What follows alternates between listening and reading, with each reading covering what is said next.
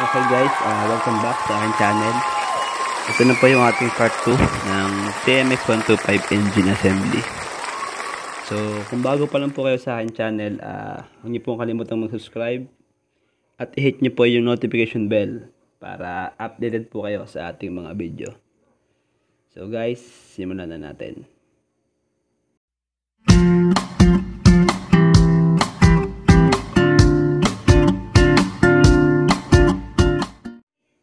Okay, part 2 na po tayo ng ating engine assembly. So, nailagay na po natin yung ating timing gear sa crankcase. So, tandaan niyo po lagi yung marking nung timing gear ng crankshaft at nung timing gear ng ating camshaft, ng cam lobe. Kailangan magkatapat po yan. Ayan, so nakikita nyo yung timing mark niya. Kailangan naka-align po yan dun sa timing mark ng ating camshaft or cam lobe. Then, pag nailagay nyo na yan, ilalagay na natin yung ating cam shafting, cam lobe shafting. So, yan po yung may washer at may o-ring. So, langisan nyo rin bago nyo siya ikabit. Ano? Para in case na mabuhay natin yung motor, basa na po siya ng langis. Hindi po siya kakaskas agad. Hindi siya magbabakal sa bakal. So, ididiin nyo lang yan or gamit po kayo ng pampukpok na plastic hammer para lumubog. And then, after po nyan, ilalagay nyo po yung kanyang guide. So, meron po siyang spring. Tapos guide na sakto lang po yan dyan. So, yan po yung dowel pin ng ating block. So, magkatapat po siya pag po dun sa block, sa ilalim po ng ating block sa cylinder, sa base natin ng ating cylinder. So, kailangan nyo po siyang ilagay bago yung block at bago yung piston. So, yan, bago rin po yung ating gasket ng base ng crankcase. So, kailangan original din yung ilagay nyo para iwas leak.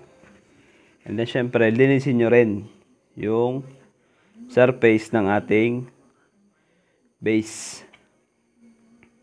Para kung sakali man wala siyang langis na may ipit na pwedeng tumulo. So, bago po yan. Original po siya yung kinabit natin. So, galing po siya sa Honda.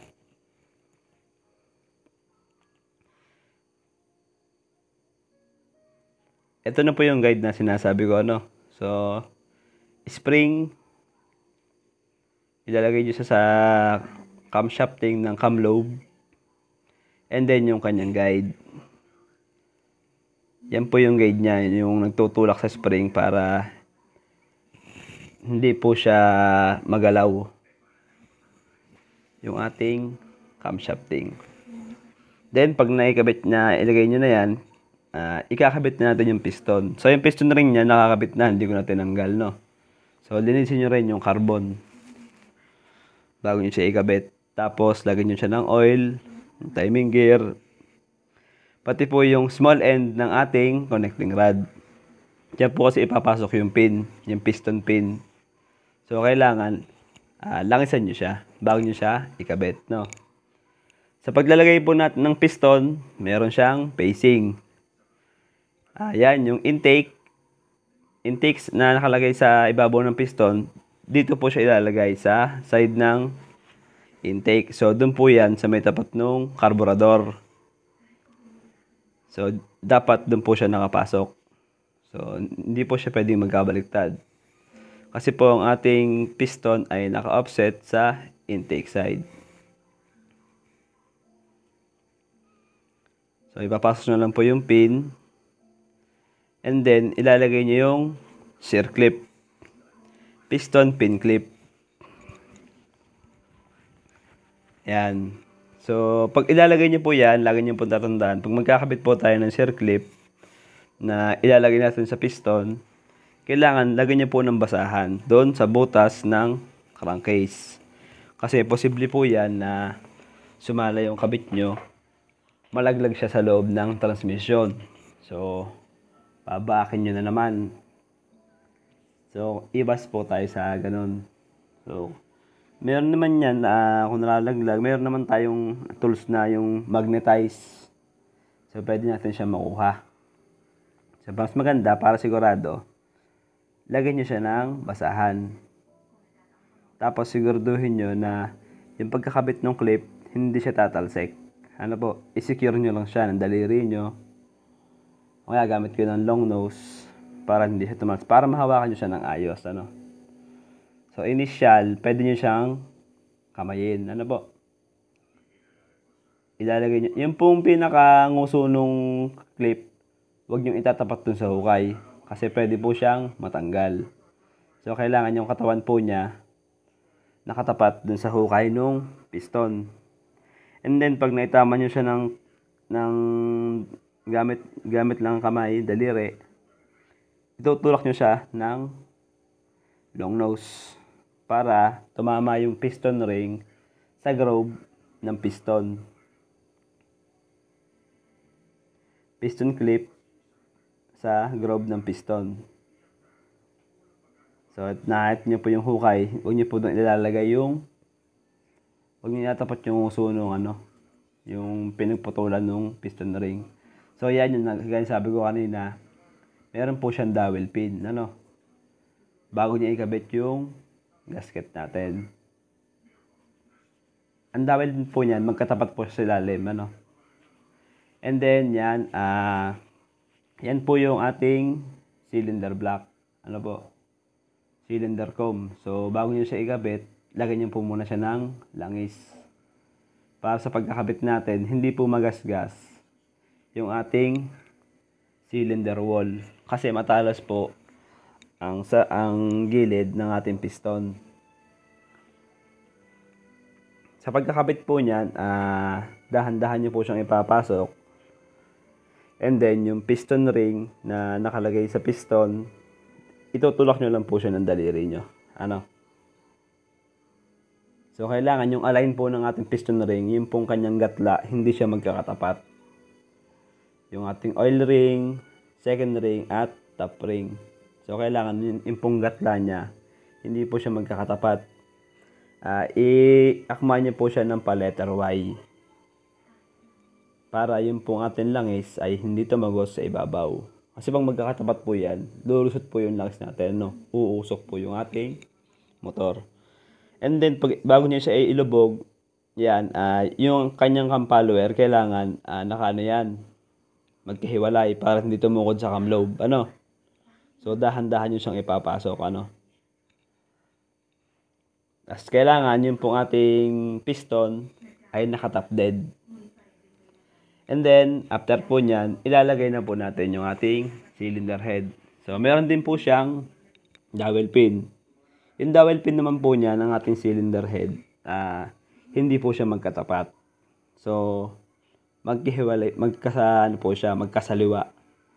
So, yung isa, sa isang side ng cylinder rod, tapos doon sa katapat niya sa kabila. Siyempre, papalitan natin ng bagong gasket. Yan po yung gasket na yan, bakal. So, naipit na yung luma. So, kailangan palitan natin siya ng bago. Para yung compression, okay.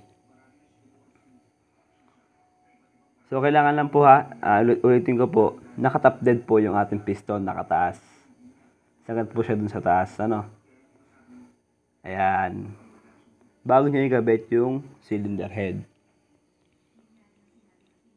Kasi kailangan po talaga naka top dead pag magbubuo tayo ng cylinder comb at cylinder head. Huwag niyo po yung kakalimutan, mga kuya. Yan po pala yung partner ko, yung naka-blue. Shoutout sa'yo, John De Guzman. So, siya po ang aking partner sa Honda Summit Superbikes Candelaria. Yan po yung indication na nakatap dead siya. Nakaangat po yung piston natin.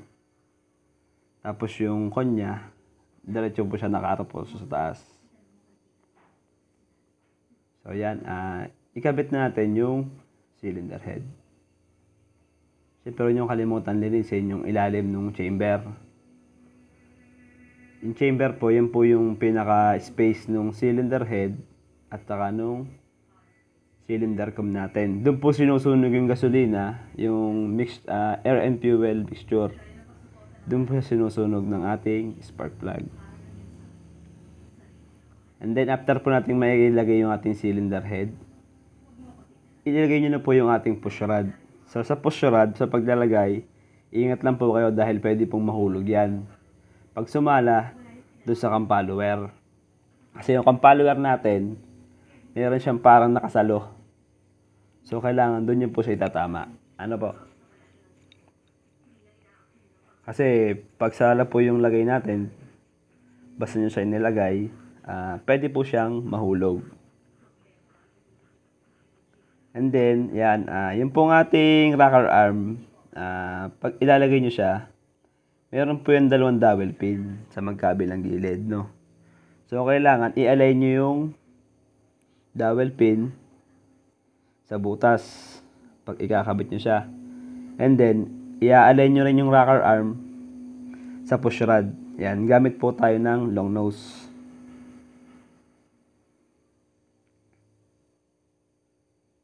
Ay, muntik ko na makakalimutan dyan, kasi nauna kong ikabit yung rocker arm. Ikakabit nyo muna yung 4 na tornilyo ng cylinder head. So, yung 4 na tornilyo po ng cylinder head, lahat po yan mayroong washer. Ano po? Tapos, yung tornilyo ng ating cylinder head, na mayroon din siyang washer na tanso. So, meron po din siyang tamang torque value. Yung 4 na natin na tornilyo, no. So, ito po 'yon. Yan, una po yung tornilyo ng cylinder head. Mahaba po 'yan. Abot po 'yan doon sa block, And then yung 4 na tornilyo ng ating cylinder head. Lahat po 'yan may washer. Huwag niyo pong kakalimutan.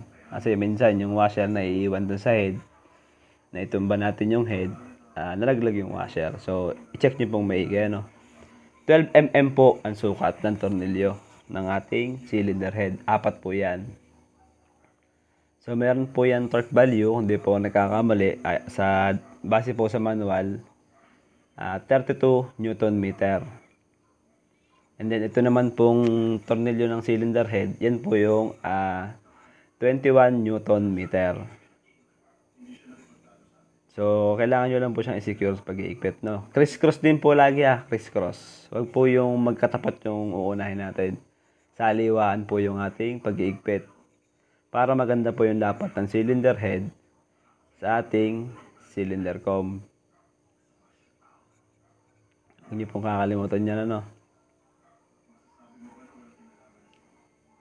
Kasi yung paghihigpit natin, minsan, yung magkatapat yung inuuna natin, nakaangat pa yung kabilang side. So, pag criss-cross pattern, maganda po yung lapat niya. So, 32 Newton meter po yung niyan. So, yung pong Newton meter, nasusukat lang po yan, gamit yung ating torque wrench. So, yung torque wrench natin, sira. So, mano-mano lang muna, Tensiometer muna tayo. Ipapakita ko rin po sa inyo yung torque wrench, yung itsura niya. So, sa mga susunod po nating upload, abang-abang lang po tayo. Kasi yung mga tools po ni kay Honda, may mga special tools po kami, So, ito naman sa mga walang special tools, mano-mano lang muna. Gamit tayong T-wrench, tapos pahawakan nyo yung engine. And then, yung tornilyo ng ating block. Dalawa po siya, 8 mm. So, 10 Newton meter lang po ang higpit ng tornilyo ng block. So, yun po yung nagko-connecta sa block papunta sa crankcase. Yung dalawang yan. 10 Newton meter, 8 mm socket or 8 mm na T-wrench. Yan po ang sukat ng ating tornilyo, And then, pag nahipitan nyo na po yan, tornilyo ng block, tornilyo ng head. Yan po yung ating sinasabi ko kanina, yung dowel pin sa taas. Yan po ay nasa dalawang gilid ng ating rocker arm. So pag ikakabit nyo siya, kailangan i-align nyo muna sa dowel pin. Tapos yung push rod, i-align nyo siya sa rocker arm. Yun po yung nagtutulak, ano. So pag hindi po siya align, hindi po siya papasok ng ayos, no. So yan, nagkamali tayo. Meron pa lang nakalagay na dowel pin. So hindi po yan doon. Yan, dowel pin. At tapos yung ating rocker arm. Tandaan niyo po ha, i-align niyo po yung ating push rod sa rocker arm para maikabit niyo siya ng ayos. Kasi medyo mahirap ikabit tong rocker arm ng TMX 125, ano. So magalaw po kasi yung ating push rod. Wala po kasi siyang guide, hindi po kagaya ng TMX 155. Ang TMX 155 po, meron po siyang guide. So madali po ikabit yung ating rocker arm, ano. At yan din po, wag niyo siyang pupukpukin ng malakas, yung mabigat na pampukpok. So tamang lang, din lang.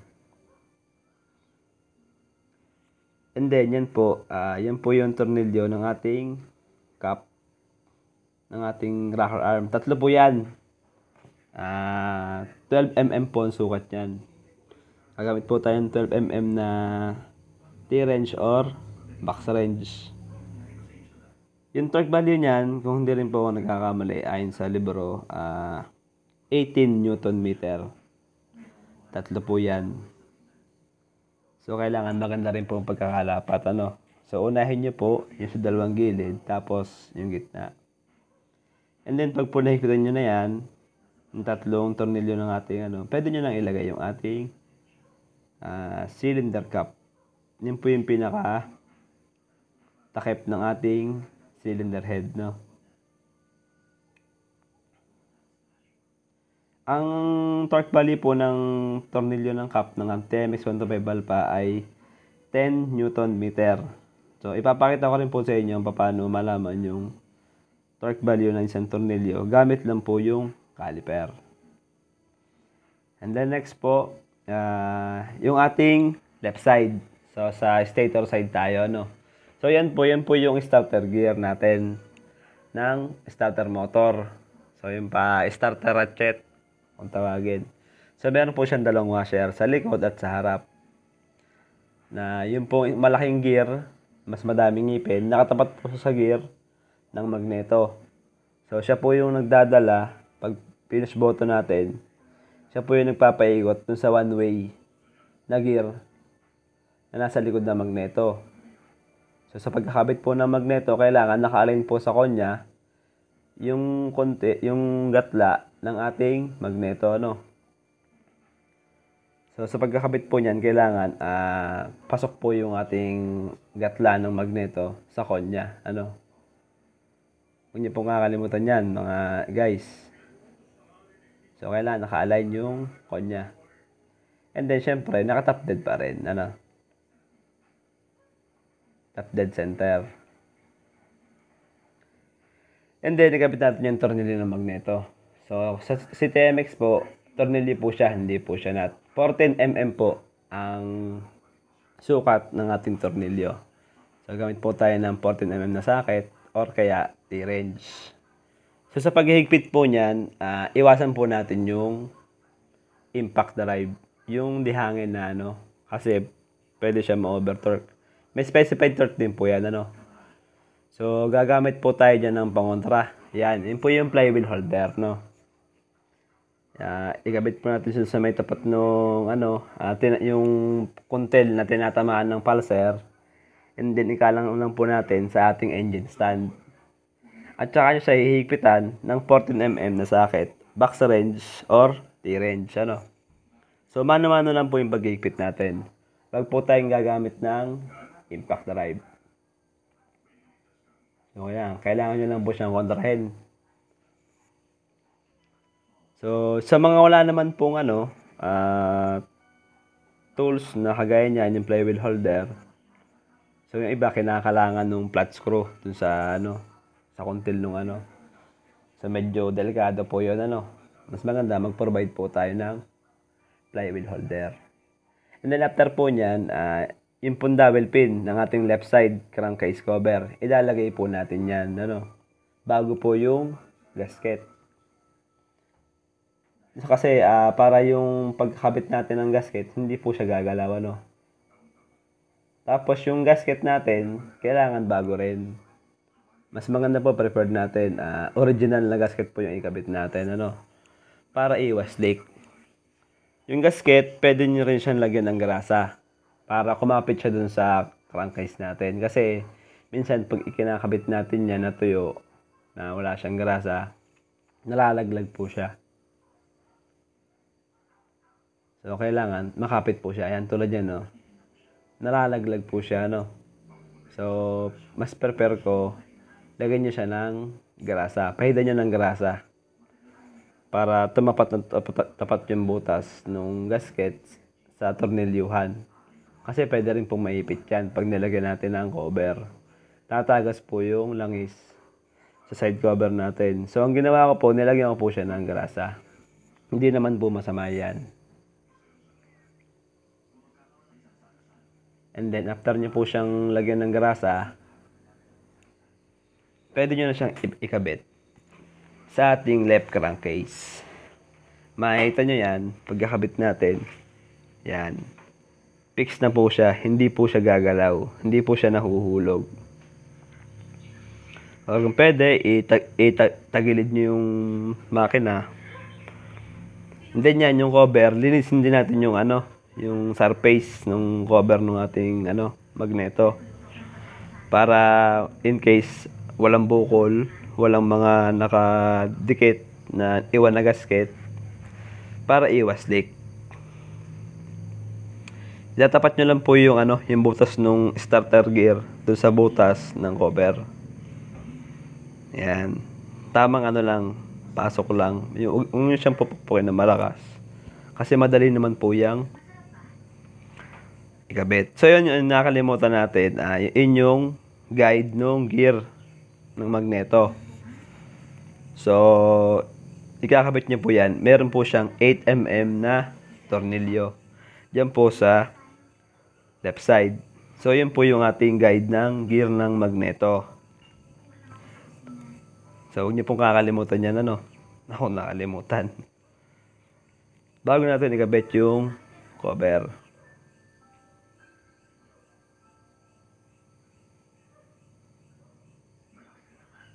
Yung dowel pin po, kailangan po nakakabit na siya dun sa crankcase para hindi po gumalaw o maipit yung ating gasket.